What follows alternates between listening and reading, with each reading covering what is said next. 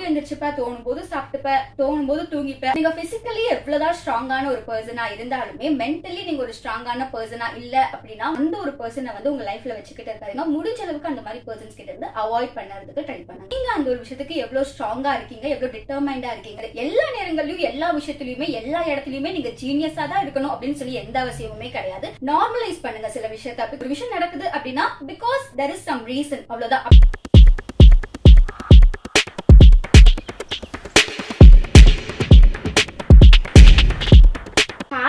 இந்த வீடியோல நம்ம எதை பத்தி பேச போறோம் அப்படின்னு பாத்தீங்கன்னா 7 biggest lessons in life என்ன அப்படிங்கறத நான் உங்ககிட்ட ஷேர் பண்ணிக்க போறேன். சோ இது வந்து 2025ல நம்ம சேனல்ல வரக்கூடிய ஒரு ஃபர்ஸ்ட் வீடியோ அப்படின்னு சொல்லணும். சோ இதுக்காக வந்து 7 things என்ன உங்களோட லைஃப்ல இந்த ஒரு 7 things கண்டிப்பா கொண்டு வர ட்ரை பண்ணுங்க. ஒரு biggest life lessons அப்படினே சொல்லலாம். அது என்னென்ன அப்படிங்கறத பத்தி பார்க்கலாம். ஃபர்ஸ்ட் லெசன் என்ன அப்படின்னு பாத்தீங்கன்னா, உங்ககிட்ட ஒரு மணி இருக்கு அப்படின்னா ஃபர்ஸ்ட் நீங்க சூஸ் பண்ண வேண்டிய முக்கியமான விஷயம் என்னன்னா ஹெல்த்தியான ஒரு லைஃப் ஸ்டைல் அப்படிங்கிறது தான்.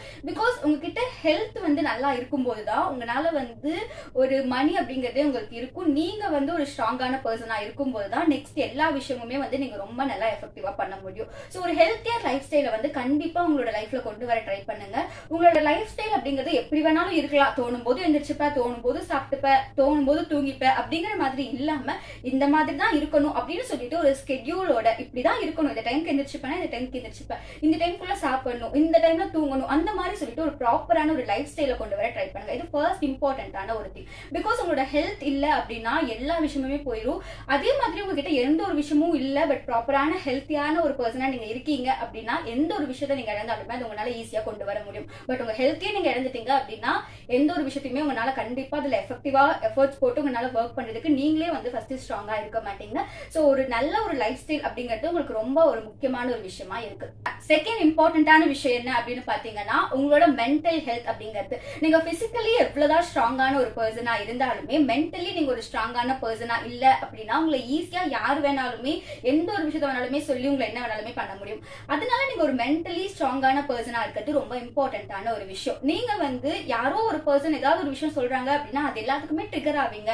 அது எல்லாத்துக்குமே வந்து நீங்க ரொம்ப எமோஷனலா கனெக்ட் ஆகி அவங்க சொல்றதுக்குலாம் ரியாக்ட் பண்ணிட்டு இருப்பீங்க அப்படின்னா அது வந்து ஒரு ராங் திங் தான். பிகாஸ் மத்தவங்க என்ன சொன்னாலுமே உங்களுக்கு வந்து ஒரு ஸ்ட்ராங்கான ஒரு விஷயம் இப்படிதான் அப்படின்னு இருக்குன்னா அதுல இருந்து நீங்க சேஞ்ச் ஆகக்கூடாது. அந்த ஒரு விஷயத்துல நீங்க ஸ்ட்ராங்கா இருக்கீங்கன்னா அந்த ஒரு விஷயத்துல நீங்க ஸ்ட்ராங்கா இருக்கணும் அப்படிங்கிறது இம்பார்ட்டன்டான ஒன்னா இருக்கும்போது உங்களோட மென்டல் ஹெல்த்தை வந்து யாரோ ஒருத்தவங்க வந்து ஸ்பாயில் பண்றாங்க.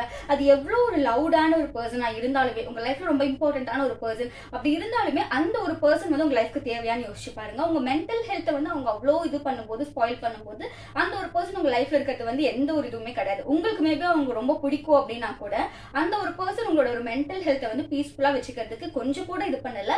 அது வந்து சொல்ல போனா உங்களோட மென்டல் பீஸ்க்கே வந்து அது வந்து ஒரு ஸ்ட்ராங்கா இல்லாம அதை கம்மி பண்றதுக்கு அவங்க காரணமா இருக்காங்க அப்படின்னா அந்த ஒரு பர்சனை வந்து உங்க லைஃப்ல வச்சுக்கிட்டு இருக்காங்க. முடிஞ்ச அளவுக்கு அந்த மாதிரி பர்சன்ஸ் கிட்ட இருந்து அவாய்ட் பண்ணறதுக்கு ட்ரை பண்ணுங்க. மூணாவது முக்கியமான விஷயம் எந்த ஒரு திங் வந்து உங்களை ரொம்ப ஸ்ட்ராங்கான ஒரு பர்சனா மாத்தும் உங்களுக்கு வந்து ரொம்ப என்னால என்ன வேணாலும் பண்ணிட முடியும் அப்படிங்கிற அந்த ஒரு மைண்ட் செட் உங்களுக்கு அந்த ஒரு ஸ்ட்ராங்கான ஒரு மைண்ட் எப்ப வரும் அப்படின்னா பைனான்சியலா நீங்க இண்டிபெண்டா இருக்கும் போதுதான். உங்க லைஃப் முழுக்கவுமே வந்து தேவைப்படுற ஒரு விஷயம் அப்படின்னா கண்டிப்பா அது மணி அப்படிங்கிறது.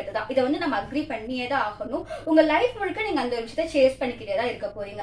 சோ அந்த பைனான்சியல் இண்டிபெண்டன்ஸ் உங்களுக்கு இருக்கு அப்படின்னா நீங்க வந்து எவ்வளோ ரொம்ப ஒரு ஸ்ட்ராங்கான ஒரு பர்சனா இருப்பீங்க.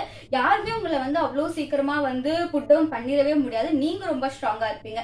எந்த ஒரு டிசிஷன் எடுக்கணும்னாலுமே உங்களுக்கு ஒரு கிளாரிட்டி இருக்கும். அந்த ஒரு விஷயம் வந்து ஃபெயிலியர்ல போய் முடிஞ்சாலும் கூட எனக்கு அதுல இருந்து எந்த ஒரு லாஸுமே இல்லை, ஒரு லெசனை நான் லேர்ன் பண்ணிப்பேன். அந்த மாதிரி நீங்க இருப்பீங்க. பிகாஸ் பைனான்சியலா நீங்க இண்டிபெண்டா இருக்கும்போது இல்ல நான் பைனான்சியலா இண்டிபெண்டா இல்ல நெக்ஸ்ட் டைம் நான் வந்து எனக்கு ஒரு விஷயம் வேணும், ஃபுட் இருக்கணும், எனக்கு வந்து ஒரு ஷெல்டர் இருக்கணும், எனக்கு வந்து அடிப்படையான தேவைகள் இருக்கணும் அப்படின்னாலே நீங்க வந்து ஒரு இண்டிபெண்டா இல்லாம அந்த ஒரு மணி வந்து உங்களுக்கு வந்து ரொம்ப டிபெண்டிங்கா இருக்கு, அந்த காசு இல்ல அப்படிங்கிற அந்த ஒரு நிலைமையில நீங்க இருக்கீங்கன்னா கண்டிப்பா உங்களால அந்த அளவுக்கு ஸ்ட்ராங்கா ஒரு டெசிஷனை எடுக்கவே முடியாது. சோ பைனான்சியல் இண்டிபெண்டன்ஸ் அப்படிங்கிற அந்த ஒரு விஷயம் உங்களை ரொம்ப ஸ்ட்ராங்கான ஒரு பர்சனா மாத்துறதுக்கு ரொம்ப ஹெல்ப்ஃபுல்லான ஒரு திங்கா இருக்கும் அப்படிங்கறத ஞாபகத்துல வச்சுக்கோங்க. நாலாவது இம்பார்ட்டன்டான ஒரு திங் என்ன அப்படின்னு பாத்தீங்கன்னா இந்த ஒரு விஷயம் எனக்கு நடக்கவே நடக்காதா அப்படின்னு சொல்லிட்டு நீங்க வந்து நினைச்சுக்கிட்டே இருக்காதீங்க. பிகாஸ் எந்த ஒரு விஷயம் வேணாலுமே நீங்க ஒரு எஃபர்ட்ஸ் போடும்போது நீங்க அதுக்கு வந்து எந்த அளவுக்கு வந்து ஒரு மோட்டிவேட்டிங்கா அந்த ஒரு விஷயம் இருந்தே ஆகணும் அப்படின்னு சொல்லிட்டு அதுக்காக ஒர்க் பண்றீங்களோ அந்த ஒரு விஷயம் கண்டிப்பா உங்க லைஃப்ல வந்துடும்.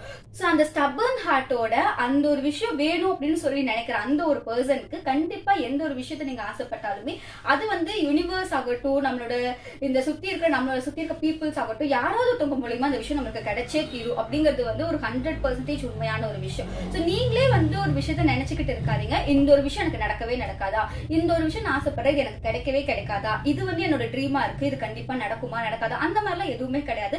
நீங்க அந்த ஒரு விஷயத்துக்கு எவ்வளவு ஸ்ட்ராங்கா இருக்கீங்க, எவ்வளவு டிட்டர்மைண்டா இருக்கீங்க அப்படிங்கிறது தான் ரொம்ப இம்பார்ட்டன்டான விஷயங்கிறத தெரிஞ்சுக்கோங்க. அஞ்சாவது விஷயம் இக்னரன்ஸ் அப்படிங்கிறது. எல்லா நேரங்களிலும் எல்லா விஷயத்திலயுமே எல்லா இடத்துலயுமே நீங்க ஜீனியஸா தான் இருக்கணும் அப்படின்னு சொல்லி எந்த அவசியமுமே கிடையாது.